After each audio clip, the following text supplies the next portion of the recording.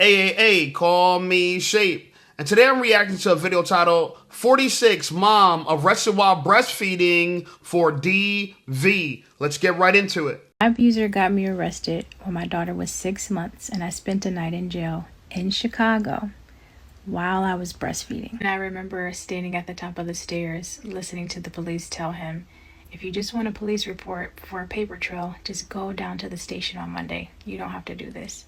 And sure enough, I thought I was in the clear, but nope. Today I had an opportunity to press criminal charges, ask for a fine, ask for jail time, or contempt for my abuser. And when the prosecutor and the judge went back, I could hear God saying, you don't seek vengeance anymore. You are healed. You seek accountability. And when they asked me what I was seeking, I simply said accountability. When I walked out the courtroom, I realized that him having to wake up every day and face the current state of the reality of his life is enough punishment in itself. You see, for years when I was with this person, I experienced what's called reactive abuse.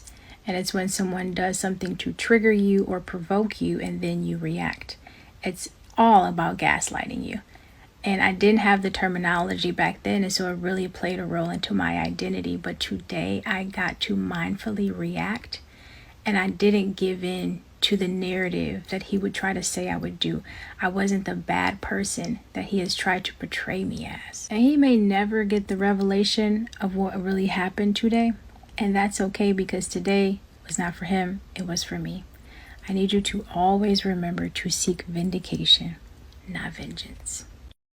Now, personally, when I first heard this story, I'm like, this lady is absolutely crazy. And now re-listening to it back, I still think this lady is absolutely crazy. Now, she got arrested for DV when her baby was 6 months old. Can you imagine, right? Can you imagine her in handcuffs, right? Her spilling biracial breast milk on the handcuffs, right? Like, what's wrong with this lady? Now, I think it's funny about it because she could have returned the favor to her abuser, aka her baby father, who was only going to be arrested and, let's say, a warrant out for his arrest for contempt of court, maybe not showing up to court. Maybe he was tired of dealing with her and just didn't even want to continue on with the situation. So she thought it was such a flex that she didn't seek vengeance against him.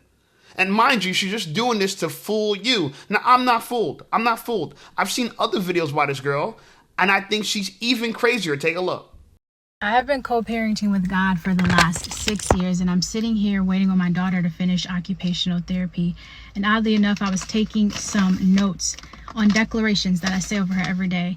And I don't know who needs to hear this, but if you are wanting to co-parent with God, if you're co-parenting with God, I want you to know that this process is going to require you to surrender.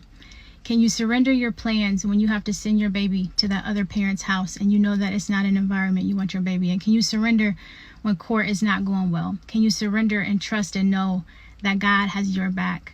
The definition of surrender is to give up completely or to forego, especially in favor of another. When you surrender throughout this process, you're going to give up control in favor of your child. Think of your ideal co-parent, that co-parent who shows up for your child whenever you need them, that co-parent who makes sure that your child doesn't go without. Start envisioning God like that. And the amazing thing about this process is that for the many of us who didn't grow up with active fathers and active mothers in our lives, we get to see God be our parent. And so You see, when God is your parent, the unfortunate thing about it is you don't have to listen to God. Eve didn't listen to God. And you're an example of someone that doesn't listen to God. Here's an example. Tattoos all over your body. You're not listening to God. The fact you didn't submit to your man, you're not listening to God. You think you could choose God over your husband when God commands you to submit to your husband, which, by the way, you probably weren't even married when you carried that child. Now, I want to go back to this thing that she called accountability and reactive abuse. Lady, nobody could provoke you to do something you don't want to do. I'm a licensed and I'm a private citizen. I'm a private citizen, but I'm a licensed firearm owner in the state of New Jersey. Ain't nobody could provoke me to put a bullet in their head. Nobody, okay? If I make that decision, it's my conscious decision, and I got to make that decision when it's reasonable. I can't say, oh, you provoked me. That's not allowed.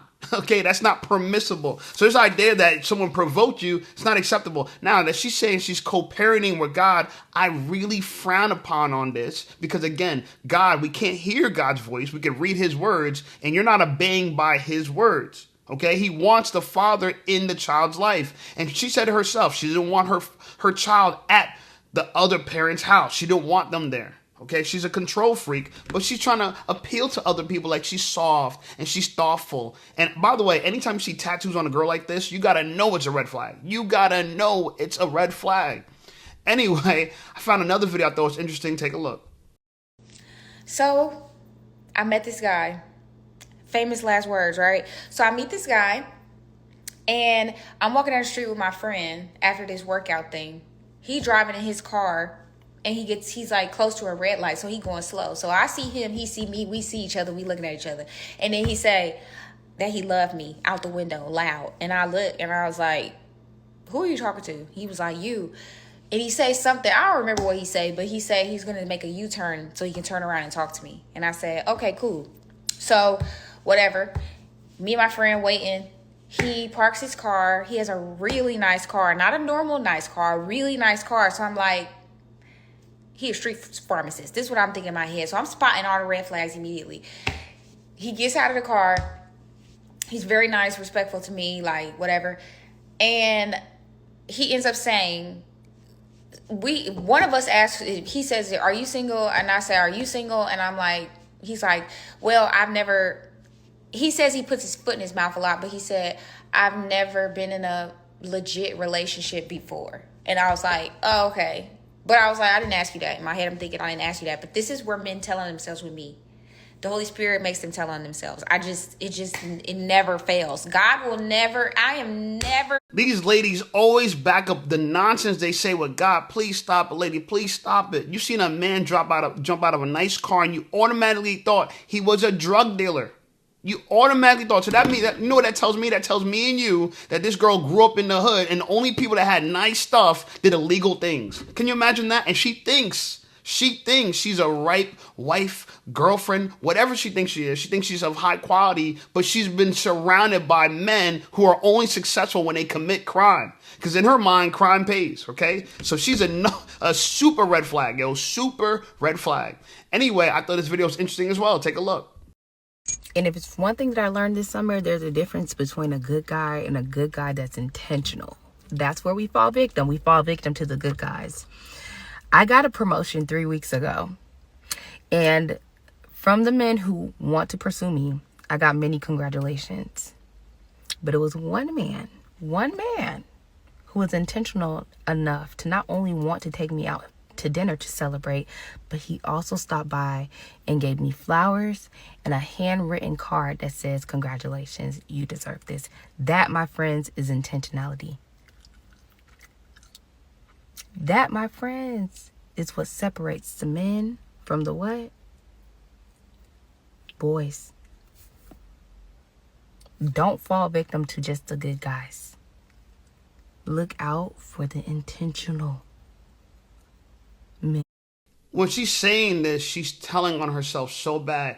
Don't fall out for the good guys. Fall out for what she calls intentional, which, by the way, is flowers and a handwritten note, handwritten card, which sounds like to me, she don't want just a good guy. She wants a guy who's generous, spends money on her, gives her gifts, because intentionality is clearly about giving gifts. It's clearly, oh yeah, a man, if he's intentional is the key word for giving gifts. Since when? I thought intentional meant he wanted to be with you on a serious relationship. So if he's spoiling you with gifts, now he's intentional. Guys, if you do this is why a lot of women friend zone you and they tell you, oh, I don't feel anything for you, because you need to arouse their emotion. You need to make them feel anxious, right? You need to give them competition anxiety like you have other girls, and you only do that by keeping this pimp shit alive. I'm telling you, don't give girls your emotions, your feelings. She don't even like good guys. She only likes good guys if they spend money, aka she only likes simps. Do you really want to date with a girl who only likes simps? You know what I'm saying? Anyway, here's a girl I thought was pretty interesting as well. Take a look. I truly don't believe that women should be the initiators in the beginning, especially when they're in this season of life when they're looking to settle down. Don't rush. Men are naturally, especially the right man, are naturally pursuers, and you can't force a man to pursue you. You can share the same sentiment with that man, or you can move on. But there's absolutely no need for you to beg, chase, compete, or overextend yourself to be validated by a man. You have to see yourself, love yourself, and validate yourself. And this isn't some hate talk about men. I absolutely love my husband. My husband is the one who's taught me so much about myself and has set the bar so freaking high that if anyone ever came after him, it'd be pretty fucking hard to meet it. And that's really all there is to it, because if you have to pursue him, beg him, and convince him to see your worth, babe, he simply does not want to, okay? I have a real issue with women who are married, yet they get on TikTok making videos similar to single women. I have a real issue. You would have never known she was married until she made that confession at the end. At the end, she said men are natural pursuers. Again, we keep having this prize argument. Oh, if a woman's the prize, you got to chase the prize. You got to chase the prize. Let's get this prize shit. Let's settle this right now, okay? Let's settle this right now. I'm going to give you an example of what I mean by prize. I'm going to give you an example because I think when people mean by prize, they're trying to say they have a lot of value. So let me ask you this. If a celebrity dated the fan, who's the prize, the celebrity or the fan? Who's the prize? Okay. Now, most people would say the celebrity is, right? Because the celebrity has more value, right? The celebrity has more options. Okay. Well, let me ask you this. If the celebrity is the prize, okay, you said it that way, right? Now, a woman could be a celebrity. A man could be a celebrity. So let's give the examples. Would women rather be a fan dating Chris Brown, or would they rather be Cardi B dating a fan? Which one would they rather be? A fan dating Chris Brown, or would they rather be Cardi B, the celebrity, dating a fan? We all know they'd rather be dating Chris Brown. You know damn well Cardi B wouldn't date a fan. She went on to Stephon Diggs because of his status, because he's the prize. He's an NFL player. A lot of people want NFL players. This is what I mean. Women, you are not the prize. You want to date someone that's more valuable than you. Therefore, you got to pursue us. Okay? And if you look at Cardi B, she got knocked up by a dude after she was a wife. Now she's a baby mama to a dude that got 2 other kids on the way. Now, I thought this video was interesting as well. This girl's talking about racism. I think racism is a real thing. And look, black women, I know y'all, some black women think white man's the savior, white man's the savior. Take a look at her experience and you let me know if you think the white man is the savior. Hey, listen up, Safe Squad. Are you tired of being ignored by women? Well, download my free ebook, Be Attractive and Shut Up. It's going to teach you how to master attraction, build unshakable confidence, and win with women without words. Because chances are you're not ugly. You just talk too damn much. So download my free ebook, Be Attractive and Shut Up, and take control of your dating life right now. Now let's get right back to the content. So apparently I hate myself, hate my skin, have low racial self-esteem, I'm insecure, and I'm ignorant because I work out in a space that is not majority black and I say hi to the white people. The thing that's crazy to me is whenever I post about racism or anything that I experience that has to do with my race or my skin color, people attack me. Like, why are you guys attacking me for it? The other thing is the logic of, oh, just start your own business, or whenever we're in spaces that are not majority black, we're supposed to just start our own. So I'm just supposed to pull thousands of dollars out of my ass to start a hot yoga studio because there isn't one with a lot of black people. Like, that doesn't even make sense. What about for people who live in places where there aren't, I live in Houston, mind you, and there are still not a lot of exercise spaces where it's majority black. Trust me, I've been an athlete all of my life. I've researched it. I know. I also play volleyball. I play sand volleyball. Most sand volleyball places are majority white. I also don't feel like they welcome me with open arms, but I'm still going to go because that's my sport. It's fun and I want to do it and I'm allowed to do it. The solution to racism is not always remove yourself. Sometimes it is take up space. I also wanted to add in that the point of me sharing that whenever I would say hi to them, they wouldn't respond or they wouldn't be as enthusiastic with me. That wasn't the purpose of me sharing that. I was sharing that to let you know that there's an intentional emotional exclusion, but you should still continue to go because you're allowed to do these recreational activities. What about people who live in places that are majority white? I used to live in the Northwest. Am I just supposed to start a black only everything? So that logic of just start your own, or you have... Listen, you don't got to defend this. I know exactly what you're talking about. Here's the reality, right? I grew up in a hood till I was 13 and I moved to the suburbs. As a complete culture shift, right? I went from just being a regular person to being the black guy, being the black kid. I never knew I was black until I moved into a predominantly white area. People reminded me every day I was black. Now, mind you, I'm not as dark as she is, and I don't think that's a problem that she's dark, but I know being around white people since I was 13, and graduating high school in a predominantly white area, I could tell you that white people make a big deal of skin color and the tone of skin color, how dark their skin is. For them, they thought I was the darkest person alive. Now, if you're around black people, they're darker people. She's actually a pretty darker skinned person. Now, I bring up all this not to say that white people are racist. There are some racist white people, and there's some white people that can see past your race. But as a whole, this idea when black women come on and say, oh, we're just going to date a white man, and white men are better, blah, blah, blah, they don't realize that black women have to go through this. That's why I laugh, because in my mind, I grew up in the suburbs where people reminded me of my race all the time. They never let it go. Sometimes it benefit me, sometimes it don't. A lot, because in the white suburbs, sometimes being black is like being like a cowboy. You're cool. You get to say the N-word, you know what I'm saying? And you get the rap music, they think you can fight, they think you can play sports. So it has some privileges, but a lot of times, like I said, they can't see past your race. Now, I think this girl is absolutely gorgeous, personally. Me personally, I really think she's absolutely gorgeous. I would love to date someone that looks like her. And if you don't believe me, let me show you another video of her. Boom. I mean, just look at her, yo. Fire. I've dated lots of women in my life. I've never dated a woman that looks like this. And I'm telling you, chef's kiss, I would absolutely love waking up in the morning next to something that looks like this. Okay? In fact, I'm going to follow her. Maybe I can slide in her DMs. Maybe I'll holler at her. Maybe she will respond. I am an influencer. Anyway, I thought this video was interesting as well. Take a look. We used to break up every week. I used to nag so much. I was so argumentative because I did not understand that word. I didn't know how to apply it to my life. But it wasn't until Proverbs 14:1 came and intervened. A wise woman builds her house with her own hands, but a foolish one tears hers down. As a woman, I have the ability to set the atmosphere in my home. Sometimes it's not always your man. Sometimes it's just you. You gotta stop nagging so much. You gotta stop complaining. Your words can make your marriage, your relationship unbearable and undesirable. Remember, the word of the Lord says that a soft answer turneth away wrath. If you are dealing with situations in your relationship and in your marriage with aggression, you are never going to get the response you want. You cannot be the type of woman that wants respect but don't give it. Bottom line, I'm giving you free game right now. You have the ability to build your house. And you can build your house through the spirit of wisdom. No man wants a nagging woman. I don't care how fine you are. I don't care how sweet you are. I don't care how much you do.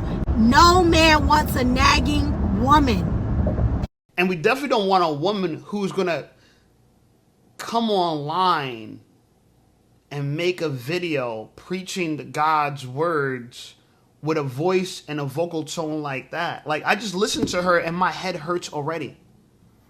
Look at her disposition. Look how she carries herself. No man wants a nagging woman. Yo, softness. What happened to femininity? Just gone. Every girl sounds like a man nowadays. She sounds so tough and rough. Now, mind you, she's light skinned, so a lot light skinned girls get away with a lot of shit. They get away with a lot of shit. You know what I'm saying? She got the weave on, so she got the light skin look. I also think, why is she making a video on TikTok with a child in the back seat while she's driving? There's no way you're looking at the road. There's no way this is safe. At least do it in a parked car, but you're driving somewhere and you're going to make a TikTok video. You're not even focused on the road. And you have an infant in a child seat behind you. All this looks bad. All this looks bad. I agree with her. Don't nag. I agree with her. But I don't want to hear a woman with a masculine voice saying not to nag while she drives and makes a TikTok and there's a child in the backseat. I don't want to hear it. I just think that all that's inappropriate. Anyway, this video is kind of funny because there's a group of women, right? There's women who have children and women who don't have children, right?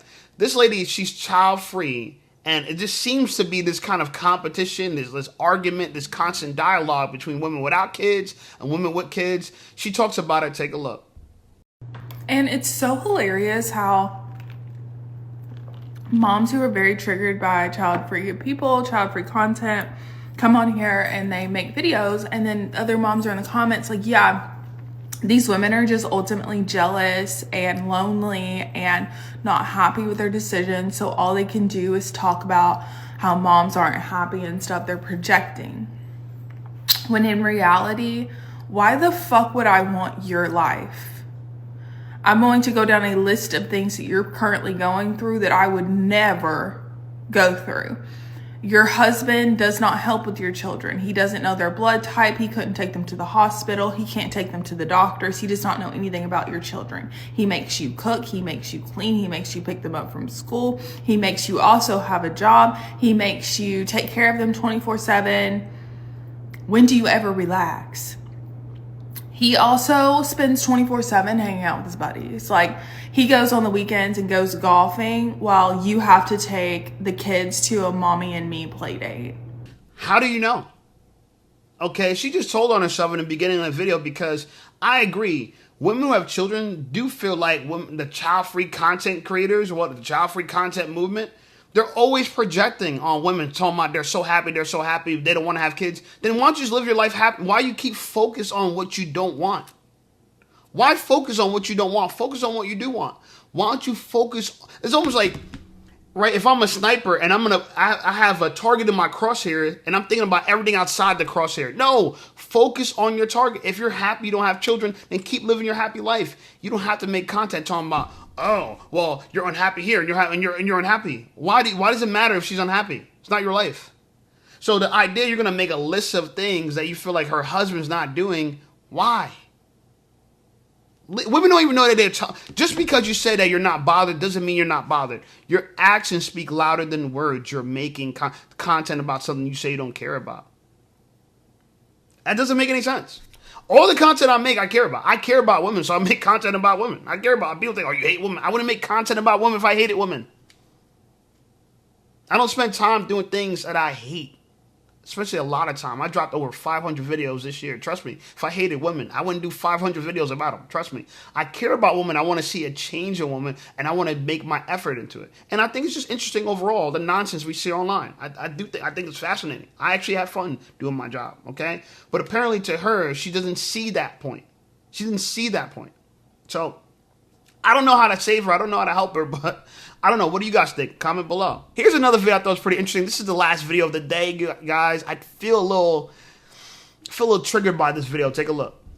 A man that you should be aware of, but he looks really good on paper, is the man who was raised in an environment where his mom was physically absent. Whether she died when he was young or she was neglectful, it really doesn't matter the reason, okay? This type of man learns to be a charmer. He learns to have very good friendships with women, not just the sexual portion of it, but he doesn't actually know how to show up in the relationship a certain type of way, okay? And so when these men go on to get married, they end up marrying the woman that is more dutiful, like he appreciates her effort rather than being very deeply in love with her.